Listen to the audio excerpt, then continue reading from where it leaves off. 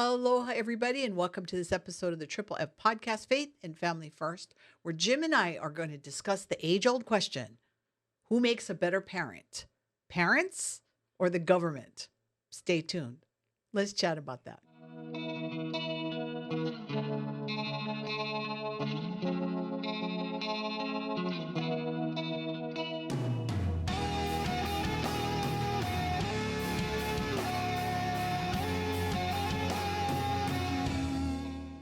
Jim, you're a parent.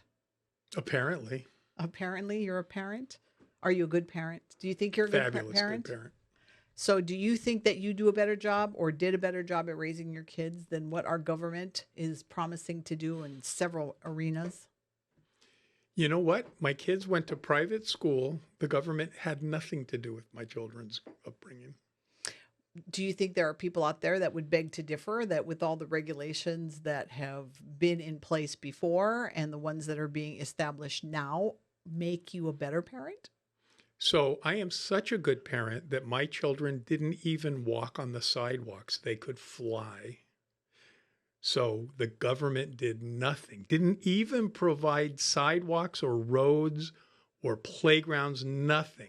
Do you know what I remember? I don't want to say my age because I don't want to say my age, but I will say that when I was a young child and I grew up in Pearl City, a Pearl City girl, I wouldn't say the government, but I would say that leaders and businesses participated in parenting because I remember them saying, "Hey, I know your father," so you didn't ever want to do anything, right? Because that's called the neighborhood, right? But a lot of these guys were involved in community organizations, whether it was softball, baseball, football, whatever, but not just them.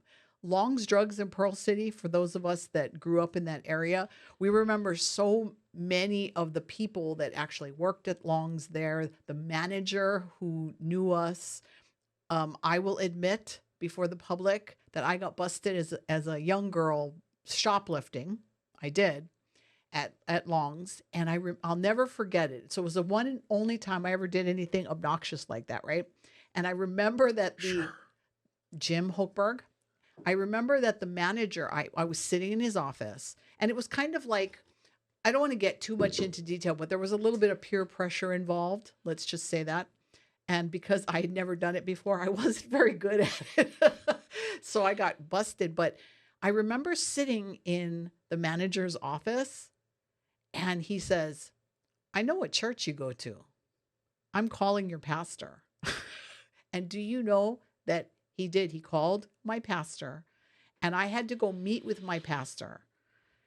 As a Catholic, you probably had to do confession. It was an experience, Jim. And they wouldn't take, what I had taken was a few stickers, because back when I was young, stickers were popular. Just these you could collect all these wonderful, cool little stickers. And he told me he couldn't take it back because I'd already left the store with it, right?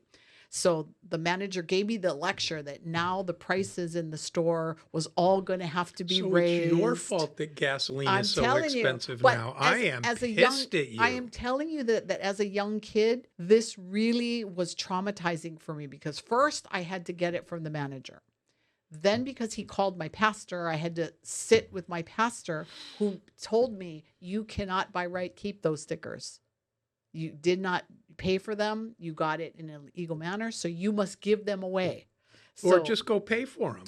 Well, that wasn't an option. I don't remember why. But I will say, then after dealing with the manager from Long's and my pastor, my father, and I'll tell you what, the reason I kind of bring this story up is because when we are talking today about the way the government is creating all these rules now because they don't think parents are doing a good job and they want to kind of control what's happening inside of the household, I think that we need to be aware that we're not saying that people should be alone when they're raising their kids. The community participating in upbringing the kids is an important factor. And so let me throw this out to you. So from around 2008, there started to be a lot of racial line division fomented by the government across the country.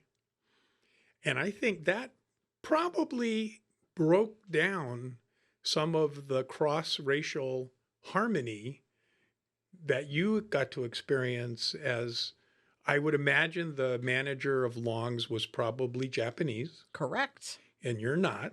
Correct. So he helped you in the 70s, and in 2008 through till today, the racial animus in our country, fomented by the government, I think intentionally, perhaps breaks down the interracial cooperation in our neighborhoods.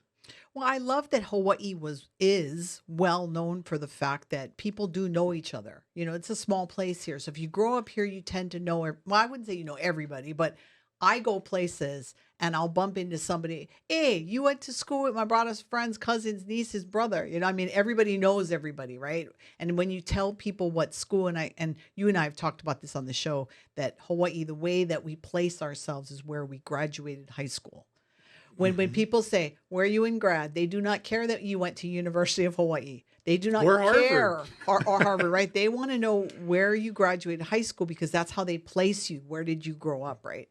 And, you know, so it's hilarious because when people ask me, you know, hey, where are you in grad? And I tell them Star of the Sea. You know, first of all, it's not a high school anymore. It's just a grade school. But they're trying to place me, but they're placing me in Kaimuki, which is where I did run around in my high school years. But that's not where I grew up. I grew up in Pearl City. So, you know, I do have some good memories of the Kaimuki area. But what I want to share with you is, so when I was thinking about the topic today, right? Who's a better parent? I saw this post on Reddit, and I want to get your thoughts on it. It's hilarious. So the question they asked is, who here thinks the government should step in and regulate parenting more? And so these were some of the responses that came up with that question. And so this person says, I'm sick of parents thinking they can do whatever they want to children and that children are their property. Not everyone is good at being a parent. And I thought, okay, well, that's true. That's true. And then they go, I don't know any parents that think their children are their property, but I do think there are some people that aren't very good parents. Right. So, I mean, when you have like if that was a court statement, I would object. Compound. It's a compound statement. It has two completely different topics in it, so it's hard to respond to. Well, this particular individual had several paragraphs. So that was like their opening thing. Then they go into licensing, right? That you have to have a license to drive a car, right? We've heard this argument before. So why don't people have to have a license to bear and raise children? And I think that this person believes that the government stepping in would protect kids from things like child abuse, neglect, parents who. So the government already does that. Well, yeah. So if you look. But let me ask you this with this licensing thing. So everybody doesn't become a parent on purpose. Sometimes it happens by accident as a result of an intentional other thing. Right. So what happens if it's already happened and you can't pass the licensing test? Does the government make you abort? Can you see our government getting to that point right now? Well, could, and I'm leaving. That's what I mean. So I think that one of the questions that we have to ask is, the government does create laws. There are speeding limits, right? So you can't go on the freeway and drive 100 miles an hour, right? So they do make laws for safety purposes. For the general welfare. Right. And I think that most people would be okay with that. Although I'm sure somebody would say there should be no speed limit. People should be able to have the freedom to choose the speed. Except our roads are really not safe. We have really crappy roads. If you go to Germany, they got some no speed limit roads that are built for it. I was in the Air Force, and my first duty station was at Sembach Air Base in Germany. And my husband at the time said that I needed to drive on the Autobahn. Do you know what Autobahn means in German? Car train. Okay. So that means go as fast as the trains. That's okay. So I thought, all right, this is fine. Now we had a Volkswagen, a really nice little VW though. It was a newer model. It wasn't a bug. It was a bug. Yes. Those are hard to drive fast. Well, let's just say that I'm on the Autobahn trying to go as fast as I got the bug up to probably about 85. And I was scared. Yeah, they're not So, safe for that speed. well, I didn't like the feeling. So Was it a European made or? yes. Oh, well then yes. It then was they build the Jim, suspensions and everything, the brakes and Volkswagen in everything. Germany. This No, but I was thought you brought it with you. No, Because we it would have got been in no. kilometers, not miles. Yeah, no, this was there. Well, I don't speak in kilometers. I speak in American So how many language. kilometers is 85 miles an hour? You tell me. I Well, have see, no you're just idea. telling everybody No. you went 85, but the speed I limit went thing was in 85 kilometers. in miles per hour American. So I don't know what that was in Germany. I don't remember. This was many, many years ago, Jim. But in any case, it was scary and the bug was making funky noises. And I knew that it probably couldn't maintain that very long. But okay, so I could say I did it. That's the thing. I drove very quickly on the Autobahn. But I don't mind rules and I don't mind regulations. I don't want people crossing the line of what, I feel they're interfering in my Christianity. I want to be able to live my faith. I don't want people telling me where I can go to church, when I can go to church. And that's why so many people were upset during COVID, because the government decided that they knew what was best. And there were a lot of people who disagreed with what the government was saying. But anyway, so I think that what we've seen, and I know that you're going to continue to talk about how you're moving. But when you look at the things that our legislature is trying to do in this legislative session, we can see that there's more and more of that, where the government believes more and more that they need to begin telling parents how they can raise their kids. So tell us about this bill. Which bill? There's many bills. Well, the one for this show. The 5 for this show, the 25. We'd have to do a whole show, and I don't want to have to click this off as lobbying. But I will say that we just look to California, and we see that the government is now saying that if you will not support your child's gender affirmation surgery, that they can step in and remove that child from the home. California has also become a state where if your state will not do that gender affirmation surgery, you can go into California and get it done without parental consent. And I think that, could that, and for us as faith-based people, we're seeing that kind of as a form of abuse. Actually, the problem is on this gender mountain of issues, because there's a lot of moving pieces in there dealing with gender. On that mountain, what's happening is the government is declaring right thinking or orthodoxy. And if you don't agree with their version of what is correct, right thinking, orthodoxy, then they will take your kids away. And so that's not America. No, and states that are doing that are actually very un-American. I don't like it. Well, and I'm worried that Hawaii's moving in that direction. Several years ago, they passed a bill here saying that you could only, if you were licensed mental health professional here in the state, you could only affirm gender ID issues. So when a child came in and was struggling with their gender, the law that they passed specifically said that you can only affirm and support. And if I recall correctly, you and I were trying pretty valiantly to find Christian licensed counselor that would testify in opposition, because it's a huge infringement on the patient doctor relationship, free speech rights of the doctor.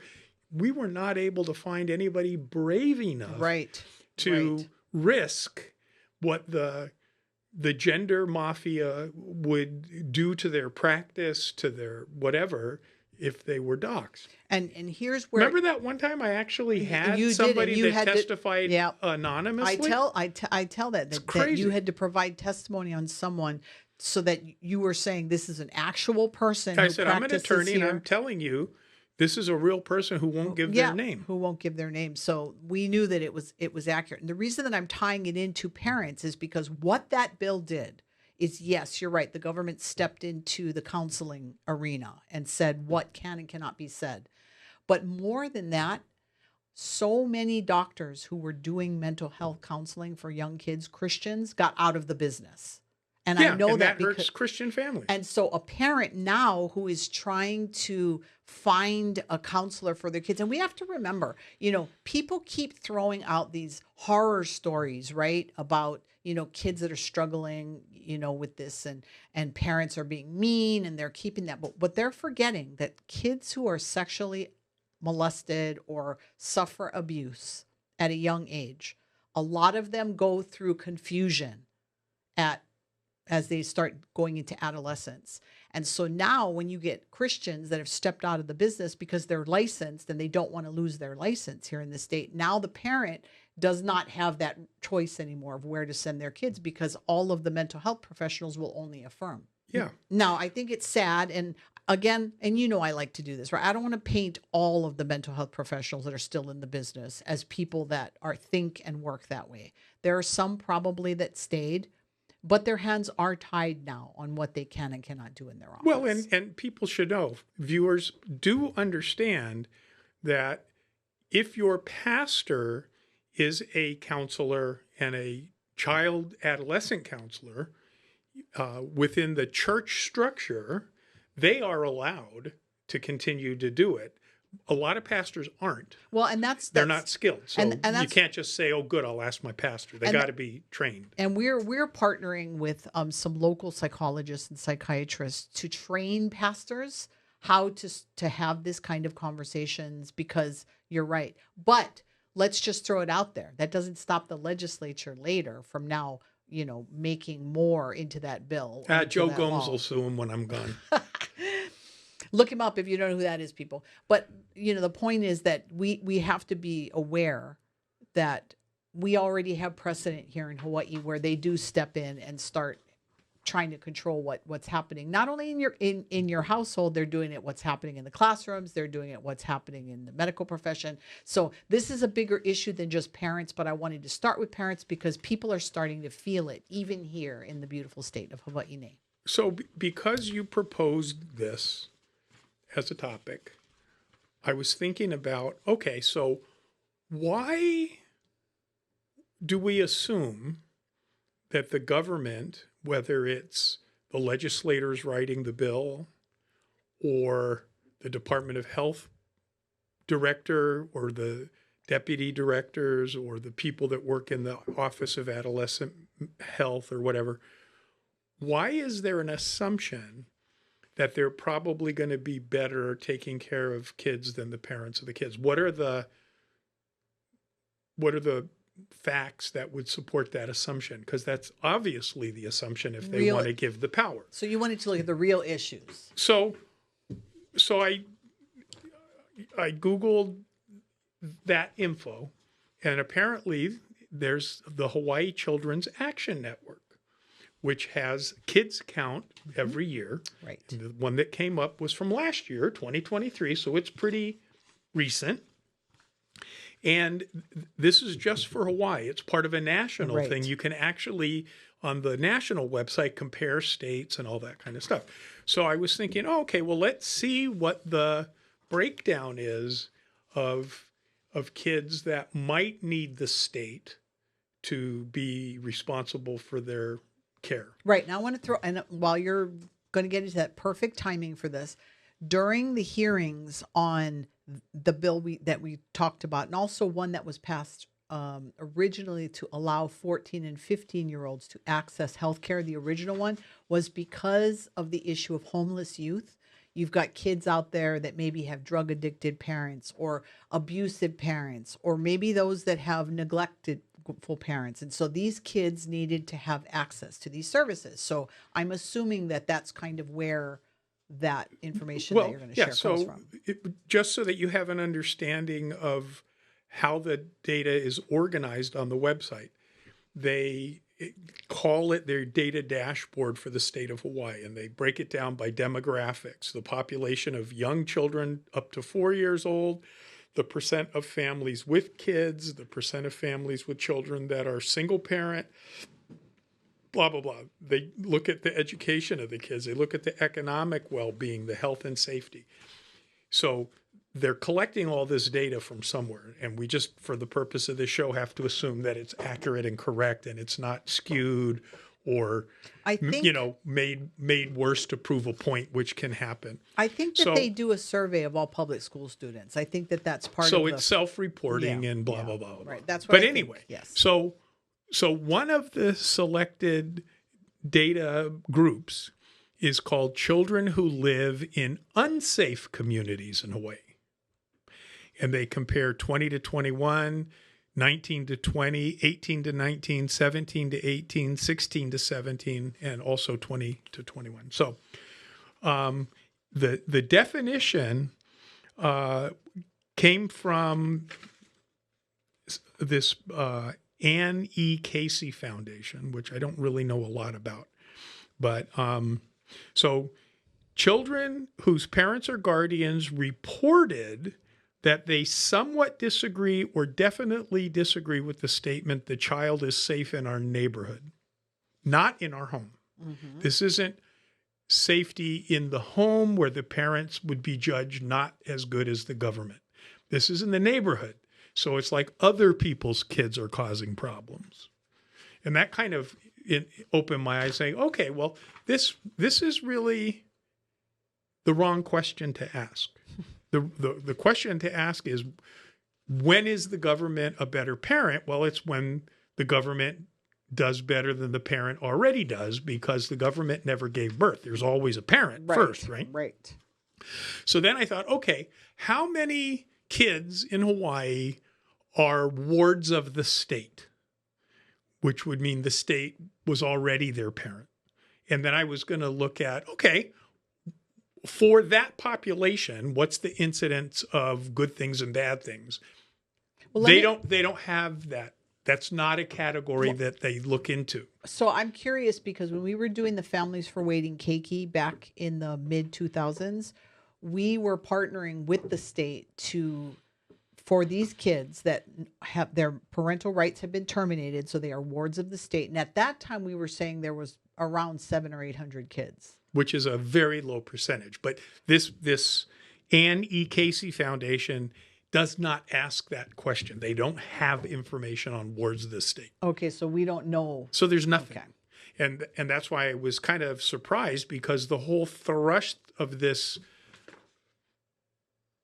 Hawaii Children Action Network, which is part of the National Child Action Network, the whole idea is to generate data so that we know what's needed for children, then we can get it from the government. That's the Democrat playbook of politics. Well, it makes sense, because according to that but same it doesn't report, make sense. Well, no, but I mean, if you're looking at it through the lens of politics, like you just said, right?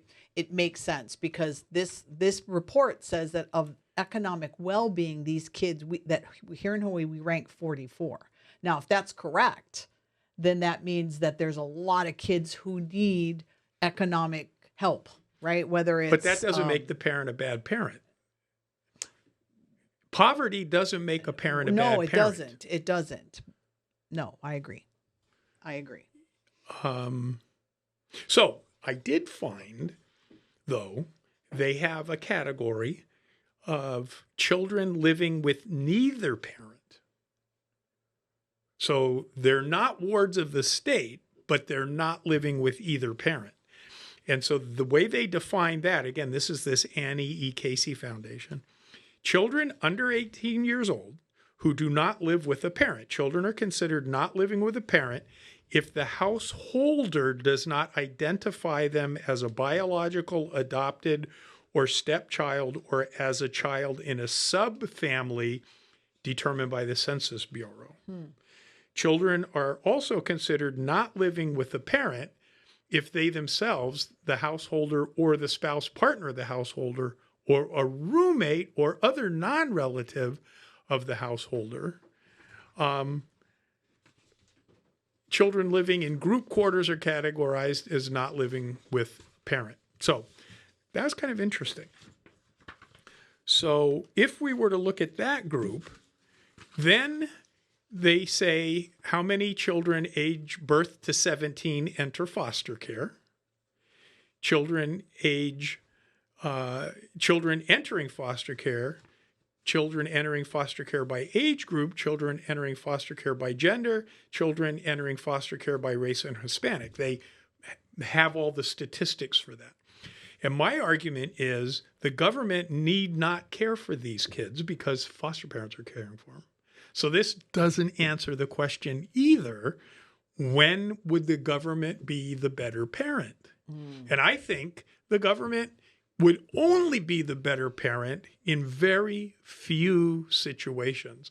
So if that's the case, why would we want the legislature to increasingly take over the choices that parents are ordained to make for their kids if very, very, very, very few in a percentage basis wouldn't make better choices? And there's no data in this particular set of data, which was very comprehensive. There's no data in here to support the government ever being, because they didn't even ask. Well, I will tell you that I've been in a lot of hearings at the Capitol where this particular report is used to ask for certain things, right? That's what it's for. Yeah. So they, especially when it comes to things like childcare, mental health, those sort of things, all of that is in here. And, you know, as I was looking at this, one of the things that's interesting to me is, if I remember correctly, there was about 9% of grandparents now in the state of Hawaii that are now raising their grandkids. So that might be part of what you're seeing happen. And I don't think it's just grandparents. I think that there's aunties and uncles and well, we have the whole Hanai system too.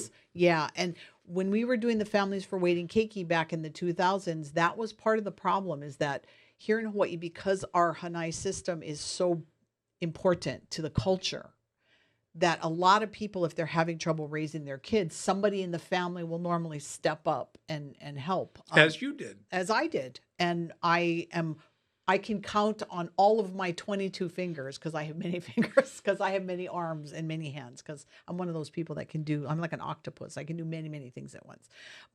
But the point is, I know a lot of people in the same boat that have either raised somebody else's kids or they're raising somebody else's kids.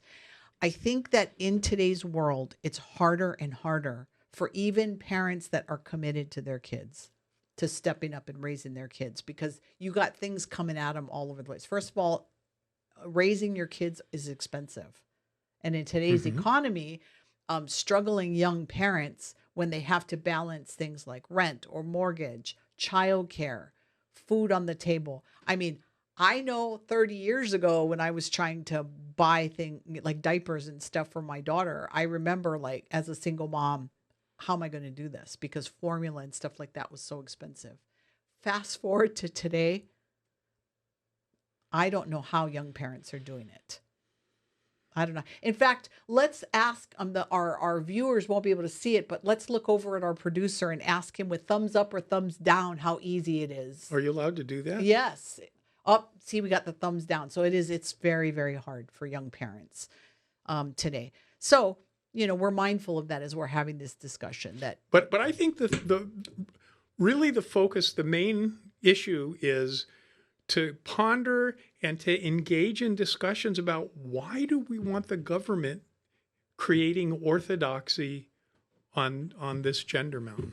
I don't know. And that's one of many things, right? Mm-hmm. Well, make sure that you stay tuned, because Jim and I, well, as long as Jim is around, we're going to still have conversations I'm kind of long like and this. Yeah, you are long and thin. That is very true. But in the meantime, make sure you like this video, share with a friend, subscribe, hit that notification button so you know every single time we upload a new video. Please comment, because we want the channel to grow. We say it all the time. And when you comment and you share and you get everybody else to like it, then it goes up in the algorithm and maybe more people will find it. Yeah, that's important to us that happens. So we will see you all next week when Jim and I are going to talk once again about artificial intelligence and the elections. Stay tuned. We'll see you next week. Aloha.